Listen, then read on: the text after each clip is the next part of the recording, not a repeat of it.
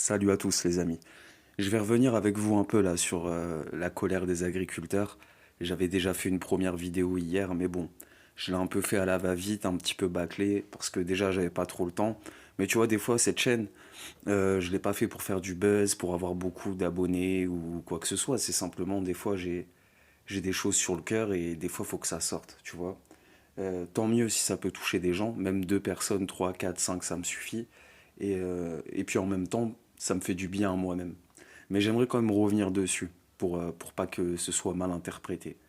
Euh, En fait, le gros souci, c'est que quand tu habites en province, je sais pas encore pour Paris, mais c'est ce que je disais, quand tu habites en province et que tu te pointes dans un magasin en fin de mois, c'est déjà compliqué avec l'inflation, avec tous les problèmes, et que tu te rends compte que les rayons qui sont vides, finalement, ce sont les rayons où les misérables et les plus pauvres et les travailleurs précaires, etc., vont habituellement. Alors c'est peut-être de la malbouffe, hein, mais je veux dire, il y a un moment dans la vie, pour certaines personnes, tu as d'autres priorités que de manger bio et parfois même de manger sainement. Donc, moi perso, ça m'a énervé et en plus ça fait mal au cœur parce qu'on est vraiment dans une période où je pense que les plus pauvres sont vraiment laissés à l'abandon. On les culpabilise en plus de leurs conditions et il faut bien s'imaginer qu'aujourd'hui juste faire des courses, nier que l'inflation alimentaire met une certaine France à genoux, c'est vraiment être aveugle. Ça serait comme nier les problèmes de délinquance, tu vois, par exemple. Ok. Maintenant, le problème des agriculteurs, c'est que déjà leur stratégie, c'est vraiment être fort avec les faibles, tu vois. Euh, je pourrais même dire que physiquement, parce que ça compte aussi, tu vois, moi je vois pas des gens amaigris, je vois pas des gens qui sont à deux doigts de la mort, etc., etc., tu vois. Bon, je caricature un peu, mais les gars, faut être honnête, ok.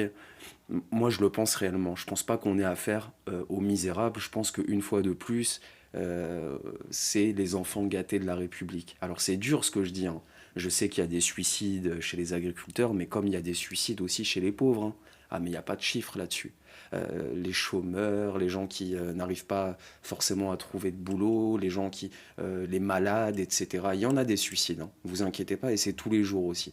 Tu vois, simplement, j'ai l'impression que dans ce pays, entre la police, que je ne confonds pas avec la gendarmerie bien sûr, entre les profs, et on a quelques, tu vois, quelques métiers comme ça, quelques castes qui sont privilégiés et qui sont sans cesse en train de chouiner. Et finalement, quand tu regardes l'état de l'école, par exemple, c'est catastrophique, le niveau des professeurs est catastrophique, euh, la police, n'en parlons pas. Les suicides et ce qui se passe, c'est vraiment, c'est pas jojo, quoi, comme on dit. Si on fait une comparaison avec la gendarmerie, c'est totalement différent. Ok. Mais malgré tout, vous verrez que c'est ces gens-là qui ont tout le temps des augmentations de salaire, qui tirent la couverture. Alors si c'est pas eux, sinon c'est la CGT. Pareil.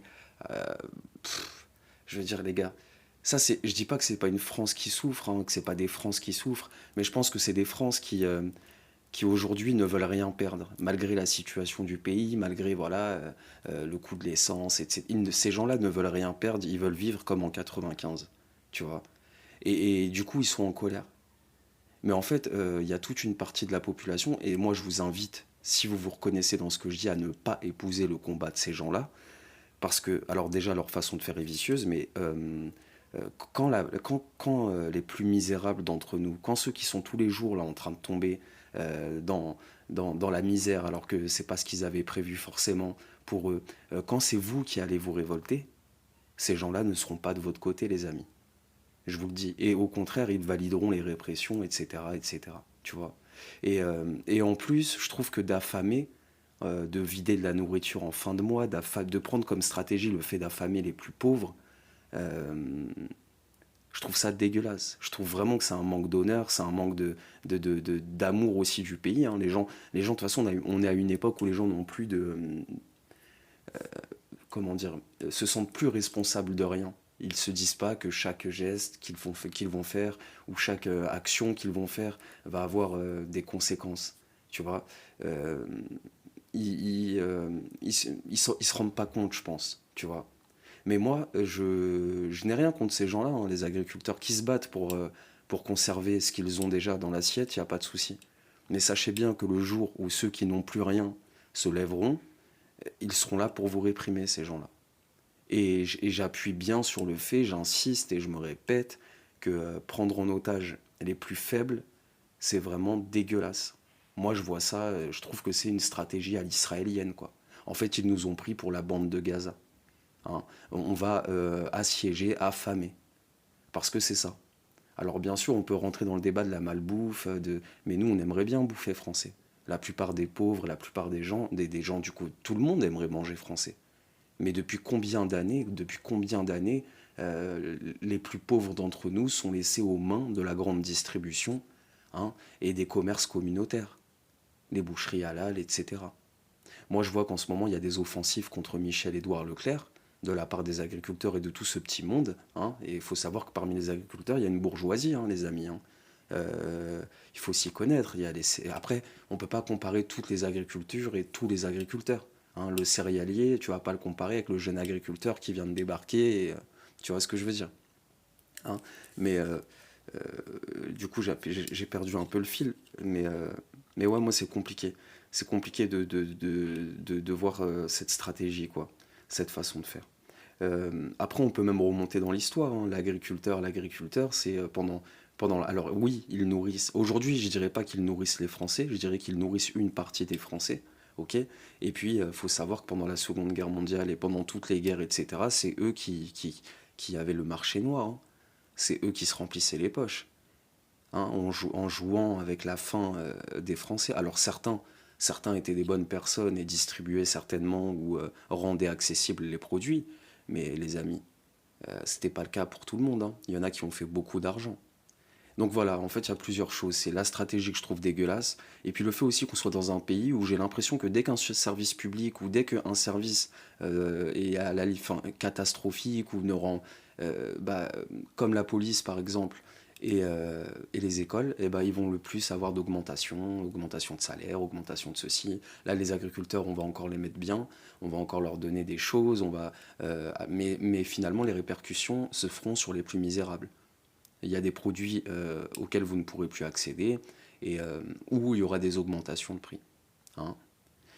Maintenant, nous, c'est pas de notre faute si les agriculteurs se sont coupés du peuple dans les villes, dans les moyennes villes, dans les petites villes. C'est pas de notre faute à nous si la charcuterie, la boucherie, la fromagerie, la crèmerie, tout ce que vous voulez, n'est plus accessible aux petites bourses. Les gens ne rentrent même plus dans les commerces, hein. Ok. Quand vous passez devant, c'est des boomers et des retraités qui font la queue. Même les classes moyennes vont à Lidl. Donc je sais pas ce que cherchent ces gens-là, mais, euh, mais finalement ça se retournera contre les plus pauvres, hein. Et comme je disais, ils nous prennent vraiment pour des Palestiniens, là. Donc voilà. Michel-Édouard Leclerc, c'est un autre débat, j'avais fait une vidéo dessus, mais faut savoir que c'est le seul, hein, qui a défendu le bas peuple contre les requins qui profitent de l'inflation. C'est le seul. C'est le seul qui allait à contre-courant. C'est le seul qui est parti sur tous les plateaux télé pour défendre le bas peuple. Et si on devait compter uniquement sur les agriculteurs français et les petits commerçants français, le misérable mourrait de faim, ne pourrait gâter ses enfants à Noël, hein. Ça, il faut l'entendre. Donc voilà, piste de réflexion que je lance comme ça. N'hésitez pas à dire ce que vous en pensez. Je vous laisse là-dessus, les amis.